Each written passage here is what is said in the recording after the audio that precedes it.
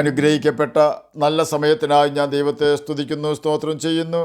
ദൈവവചനം ശ്രവിച്ചുകൊണ്ടിരിക്കുന്ന എല്ലാ ദൈവമക്കൾക്കും വീണ്ടും വരാമെന്ന് അരുളി ചെയ്തവനായ കർത്താവായ യേശു ക്രിസ്തുവിൻ്റെ ധന്യനാമത്തിൽ ഞാൻ എൻ്റെ സ്നേഹവന്ദനം അറിയിക്കുന്നു.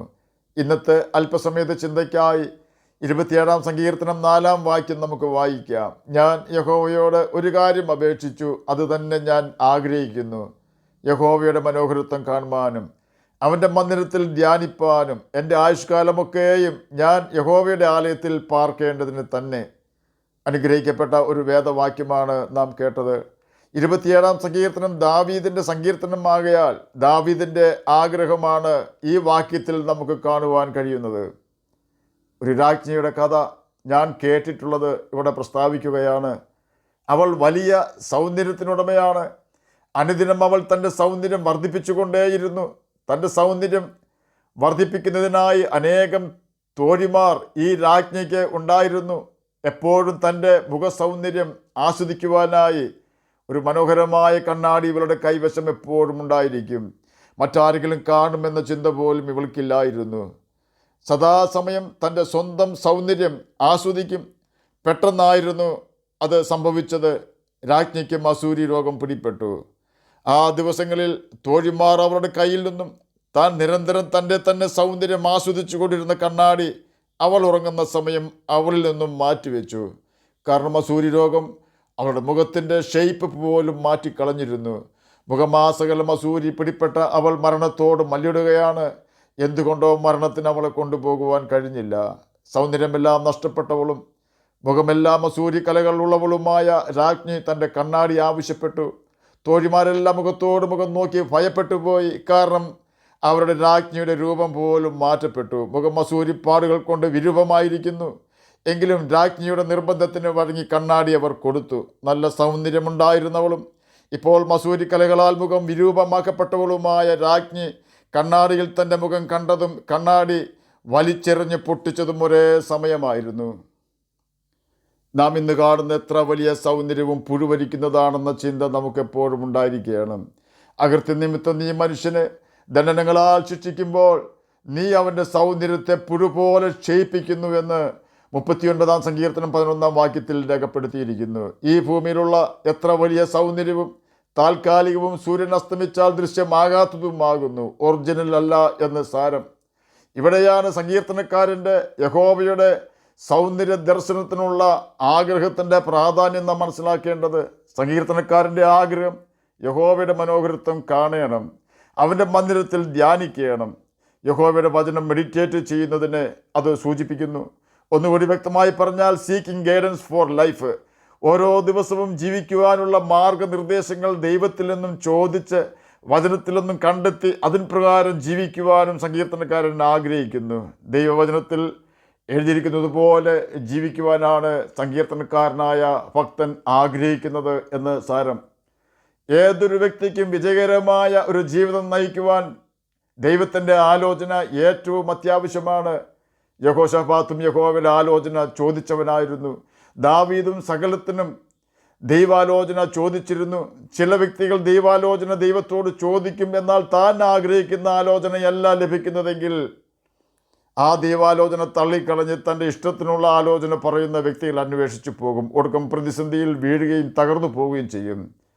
ആഹാബിനോട് കൂടെ രാമോത്തിലേക്ക് യുദ്ധത്തിന് പോകുവാൻ ദൈവത്തിൻ്റെ അരുളപ്പാട് ചോദിക്കുന്ന സമയത്ത് ആഹാബിൻ്റെ കൊട്ടാരത്തിലെ ഒരു വലിയ കൂട്ടം ബാലിൻ്റെ പ്രവാചകന്മാർ പൊയ്ക്കൊള്ളുക, രാജാവ് കൃതാർത്ഥനാകും എന്നാണ് പറഞ്ഞത്. എന്നാൽ അതിൽ സംശയം തോന്നിയ ആഹാബിൻ്റെ മകളുടെ അമ്മായപ്പനും യഹൂദാ രാജാവുമായ യഹോശാഫാത്ത്, ഇനി യഹോവയുടെ പ്രവാചകനായിട്ട് ഇവിടെ ആരുമില്ലയോ എന്ന് ചോദിച്ചപ്പോൾ ഇസ്രയേൽ രാജാവായ ആഹാബ് പറഞ്ഞത് 2 ദിനവൃത്താന്ത പുസ്തകം 18 അധ്യായം 6ഉം 7ഉം വാക്യങ്ങളിൽ രേഖപ്പെടുത്തിയിരിക്കുന്നു. ഇമ്ളയുടെ മകൻ മിഖായാവ് എന്നൊരു പ്രവാചകനുണ്ട്. അവൻ എന്നെക്കുറിച്ച് ദോഷം പറയുന്നത് കൊണ്ട് എനിക്ക് അവന് ഇഷ്ടമല്ല എന്നാണ് ആഹാബ് പറഞ്ഞത്. ദൈവം കൽപ്പിച്ചിട്ടുള്ള ചെറുതോ വലുതോ ആയ കാര്യങ്ങൾ നാം കൃത്യമായി ആചരിക്കണമെന്ന് 119 സങ്കീർത്തനം 1 മുതൽ 4 വരെയുള്ള വാക്യങ്ങളിൽ രേഖപ്പെടുത്തിയിരിക്കുന്നു. യഹോവയുടെ ന്യായപ്രമാണം അനുസരിച്ച് നടപ്പിൽ നിഷ്കളങ്കരായവർ ഭാഗ്യവാന്മാർ. അവൻ്റെ സാക്ഷ്യങ്ങളെ പ്രമാണിച്ച് പൂർണ്ണ ഹൃദയത്തോടെ അവൻ അന്വേഷിക്കുന്നവർ ഭാഗ്യവാന്മാർ.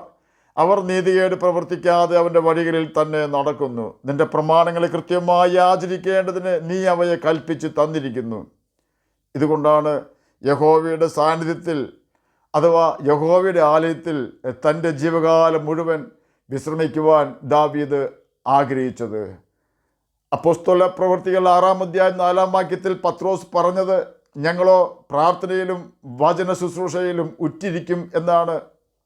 പ്രാർത്ഥനയിലും വചന ശുശ്രൂഷയിലും ഉറ്റിരുന്നവരിൽ ഒരാളാണ് സെബദിയുടെ മകനായ യാക്കോബ്. അവൻ അറിയപ്പെട്ടിരുന്നത് ഒട്ടകത്തിൻ്റെ മുട്ടോടുകൂടിയ കാലുള്ളവൻ എന്ന പേരിലായിരുന്നു. കാരണം വലിയ പ്രാർത്ഥനാ മനുഷ്യനായിരുന്നു അവൻ. പത്രോസിനെ എപ്പോൾ അന്വേഷിച്ചാലും വെൺമാടത്തിൽ പ്രാർത്ഥിക്കുന്ന അവസ്ഥയിലെ അവനെ കാണുമായിരുന്നുള്ളൂ.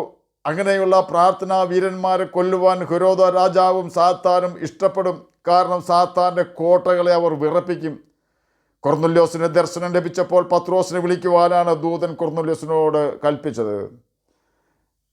മരിച്ചവരെ ഉയർപ്പിക്കുവാൻ സഹോദരന്മാർ അന്വേഷിച്ചത് പത്രോസിനെയാണ്. പ്രാർത്ഥനയിലും വചന ശുശ്രൂഷയിലും ഉറ്റിരിക്കുമെന്ന് പറഞ്ഞ മറ്റൊരു വ്യക്തിയാണ് യോഹന്നാൻ അപ്പോസ്തലൻ. അവനെ നമുക്ക് കാണണമെങ്കിൽ പത്മോസ് ദ്വീപിൽ ചെല്ലേണ്ടി വരും. വലിയ പ്രതിസന്ധികളുടെ നടുവിലും കർത്താവിൻ്റെ സൗന്ദര്യത്തിൻ്റെ പൂർണ്ണത ദർശിച്ചവനാണ് യോഹന്നാൻ. മറ്റൊരു വ്യക്തിയാണ് കർത്താവിൻ്റെ സൗന്ദര്യം ദർശിച്ച അപ്പോസ്തലനായ പൗലോസ്. രാജാക്കന്മാരോട് അവൻ ധൈര്യത്തോടെ വിളിച്ചു പറയുകയാണ്, രാജാവേ, ഞാൻ സ്വർഗീയ ദർശനത്തിന് അനുസരണക്കേട് കാണിക്കുകയില്ല എന്ന്. യഹോവയുടെ അഥവാ കർത്താവായ യേശു ക്രിസ്തുവിൻ്റെ സൗന്ദര്യം ആരെല്ലാം കണ്ടിട്ടുണ്ടോ അവരെല്ലാം അവൻ്റെ പ്രമാണം അനുസരിക്കുവാൻ തയ്യാറായിട്ടുണ്ട്. കാരണം സൗന്ദര്യത്തിൻ്റെ പൂർണ്ണതയാണവൻ. കുരിശിൽ കിടക്കുന്ന മാനസാന്തരപ്പെട്ട കള്ളന് യേശുവിൻ്റെ സൗന്ദര്യം അവൻ്റെ ഏറ്റവും വലിയ കഷ്ടതയിൽ കാണുവാൻ കഴിഞ്ഞു.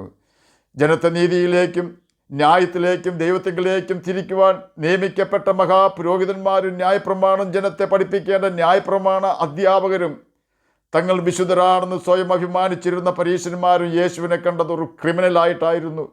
കാരണം അവരുടെ ആരുടെയും ദുഷ്പ്രവൃത്തികൾ യേശു അംഗീകരിച്ചില്ല.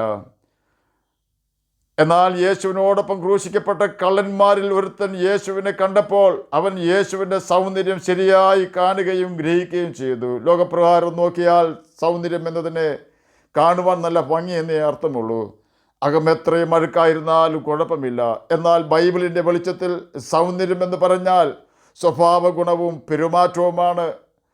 ഒരു വ്യക്തിയുടെ ക്യാരക്ടർ നല്ലതാണെങ്കിൽ ആ വ്യക്തിക്ക് സൗന്ദര്യമുണ്ടെന്ന് പറയാമെന്ന് സാരം. ഈ രണ്ടിലും യേശു ശ്രേഷ്ഠനായിരുന്നു.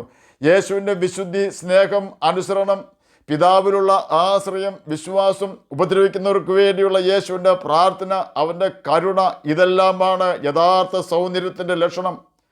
മാനസാന്തരപ്പെട്ട കള്ളന് കാര്യം മനസ്സിലായി. കണ്ടാൽ ആളല്ലാന്ന് തോന്നുമാറി വിരൂപനായി തീർന്ന റോമൻ പട്ടാളക്കാർ ക്രൂരമർദ്ദനത്താൽ ക്ഷീണിതനായിരുന്ന യേശുവിനെ നോക്കിക്കൊണ്ട് കള്ളൻ ഒരു പ്രാർത്ഥന പ്രാർത്ഥിച്ചു. യേശുവേ, നീ രാജ്യത്വം പ്രാപിച്ച് മടങ്ങി വരുമ്പോൾ എന്നെ ഓർക്കണമേ. ലോകം കണ്ടതിൽ വെച്ച് ഏറ്റവും ശ്രേഷ്ഠവും ഏറ്റവും ചെറിയതും സ്വർഗം സന്തോഷിച്ചതും ഉടൻ മറുപടി ലഭിച്ചതുമായ ഒരു ചെറിയ പ്രാർത്ഥന. കഴിവുള്ളവർ കാണുമ്പോൾ, അത്ഭുതം പ്രവർത്തിക്കുന്നത് കാണുമ്പോൾ നമുക്ക് വളരെ വിശ്വാസമാണ്.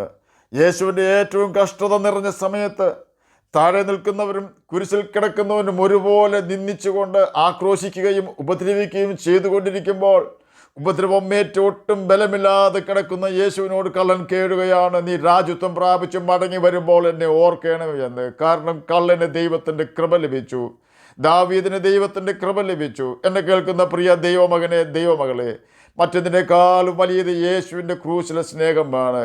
മറ്റേത് സൗന്ദര്യത്തെക്കാളും ശ്രേഷ്ഠമായ സൗന്ദര്യം കർത്താവായ യേശു ക്രിസ്തുവിന് മാത്രമേ ഉള്ളൂ. നമുക്ക് ലഭിക്കുന്ന വിലയേറിയ സമയം നമുക്കും യഹോവയുടെ തണലിൽ യേശുവിൻ്റെ പാദപീഠത്തിൽ അവൻ്റെ പൊന്നുമുഖം ദർശിച്ച് അവൻ്റെ കൽപ്പനകൾ പ്രമാണിച്ച് ജീവിക്കുകയും നിത്യജീവനാവകാശികളായി തീരുകയും ചെയ്യാം. അതിന് കർത്താവ് നമ്മെ സഹായിക്കട്ടെ എന്ന് പ്രാർത്ഥിച്ചുകൊണ്ട് ഞാൻ എൻ്റെ വാക്കുകളിൽ നിന്ന് വിരമിക്കുന്നു. നമുക്ക് പ്രാർത്ഥിക്കാം. ഞങ്ങളെ സ്നേഹിക്കുന്ന സ്വർഗീയ പിതാവേ, നല്ല വചനത്തിനായി അങ്ങയെ സ്തുതിക്കുന്നു, സ്തോത്രം ചെയ്യുന്നു. എന്നെ കേൾക്കുന്ന ഏതെങ്കിലും പ്രിയപ്പെട്ടവർ അങ്ങയെ തിരിച്ചറിയാതിരിക്കുന്നുവെങ്കിൽ അങ്ങയെ തിരിച്ചറിയുവാൻ അവരുടെ ഹൃദയദൃഷ്ടി പ്രകാശിപ്പിക്കണമേ. രോഗത്താൽ ഭാരപ്പെടുന്നവർക്ക് രോഗസൗഖ്യം കൊടുക്കണമേ. അങ്ങനെ വചനം പ്രമാണിക്കുവാനും കർത്താവെ അങ്ങനെ വചനം പ്രമാണിച്ചുകൊണ്ട് അങ്ങേ സ്നേഹിക്കുവാനും മടിയനെ കേൾക്കുന്ന അങ്ങനെ കുഞ്ഞുങ്ങളെ സഹായിക്കണമേ. പഠിക്കുന്ന കുഞ്ഞുങ്ങൾക്ക് പഠിക്കുവാനുള്ള ബുദ്ധിയും ജ്ഞാനവും ഓർമ്മശക്തിയും കൊടുക്കണമേ. പ്രാർത്ഥന കേട്ടതിനായി സ്തോത്രം, യേശുവിന്റെ നാമത്തിൽ തന്നെ ആമേൻ. കർത്താവ് എല്ലാവരെയും അനുഗ്രഹിക്കട്ടെ. സ്തോത്രം.